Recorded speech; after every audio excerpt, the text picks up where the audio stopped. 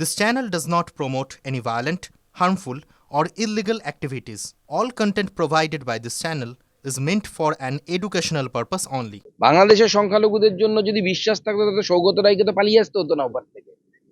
সৌগত রায় তো ওপার থেকে পালিয়ে আসা লোক, আমার ঠাকুরদা ওপার থেকে আসা লোক, বগুড়া থেকে। এরকম প্রচুর মানুষ আছেন যারা উত্তরবঙ্গ থেকে দক্ষিণবঙ্গ পর্যন্ত, বাংলাদেশের উত্তরবঙ্গ থেকে এবং বাংলাদেশের দক্ষিণবঙ্গ থেকে পালিয়ে আসতে বাধ্য হয়েছেন। কিসের জন্য? ধর্ম বাঁচানোর জন্য। তো সংখ্যালঘুদের মমতা বন্দ্যোপাধ্যায় এখানে বাঁচাতে পারছে না, সে বাংলাদেশের সংখ্যালঘুদেরকে বাঁচাবে। এখানে সংখ্যাগুরু হিন্দুদেরকে বাঁচাতে পারছে, যেখানে হিন্দুরা সংখ্যালঘু। হরগোবিন্দ দাস, চন্দন দাসকে মমতা বন্দ্যোপাধ্যায় বাঁচাতে পারলেন না কেন? তারা তো সেকুলার ছিল, কংগ্রেস করতো, বিজেপি করতো না তো, আরএসএস করতো না তো, বিশ্ব হিন্দু পরিষদ করতো না তো, তাদেরকে বাঁচাতে পারলো না।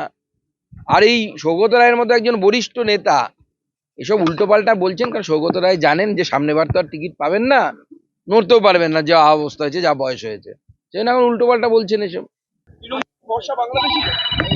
দেখুন, প্রথম কথা হচ্ছে যে আমরা বরাবরই বলে এসেছি যে বাংলাদেশি মুসলিম অনুপ্রবেশকারী যারা, তাদের নিয়ে তৃণমূল কংগ্রেস ভোট ব্যাংক তৈরি করেছে এবং সেই ভোট ব্যাংকের ভরসায় তারা আছে। আজকে তৃণমূল কংগ্রেসের একজন বর্ষিয়ান নেতা সেটা ক্যামেরার সামনে স্বীকার করেছে। এতে অসুবিধার কি আছে? আমি তো দেখতে পাচ্ছি নতুন কিছু কথা তো বলেননি। কিন্তু বাঙালি হিন্দু যারা বাংলাদেশ থেকে এসেছে, অর্থাৎ যারা উদ্বাস্তু, তাদের জন্য কিন্তু তৃণমূল কংগ্রেস নেই। কারণ তৃণমূল কংগ্রেস বরঞ্চ তাদেরকে উদ্ভ্রান্ত করেছে।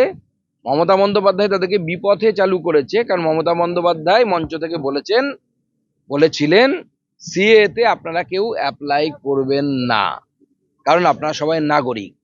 এখন মমতা বন্দ্যোপাধ্যায়কে জিজ্ঞেস করতে বলুন যে মাননীয় মুখ্যমন্ত্রী, আপনার কথা শুনে যে সমস্ত উদ্বাস্তু হিন্দুরা সিএতে অ্যাপ্লাই করেননি, আপনার উপর বিশ্বাস করে, আপনার কথার উপর বিশ্বাস করে, তাদের নাম যদি এসআইআর এর মাধ্যমে ভোটার লিস্ট থেকে বাদ যায়, সিএ এর মাধ্যমে নাগরিকত্ব না পাওয়ার জন্য, তার দায়টা কি মমতা বন্দ্যোপাধ্যায় এবং সৌগত বাবুরা কি নেবেন?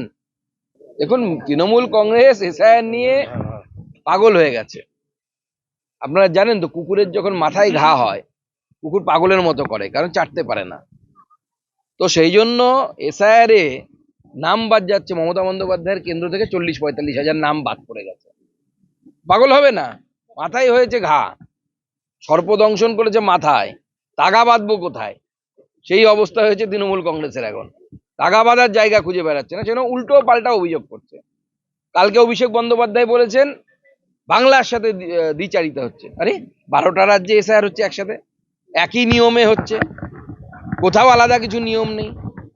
শুধু মাইক্রো অবজারভার এখানে এক্সট্রা লাগানো হয়েছে, কারণ এখানে ভোটে দুর্নীতি হয়।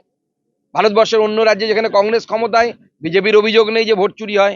যেখানে বিজেপি ক্ষমতায়, সেখানে কংগ্রেসের অনেক অভিযোগ আছে, কিন্তু ভোট চুরির অভিযোগ নেই। ভোট চুরির অভিযোগ একমাত্র বাংলায় আছে, সেজন্য মাইক্রো অবজারভার আছে। তো অভিষেক বন্দ্যোপাধ্যায় থেকে শুরু করে তৃণমূলের সব নেতারা এখন পাগলের প্রলাপ বকছে, কারণ একটাই, দংশন হয়েছে মাথায়, তাগা বাঁধবো কোথায়।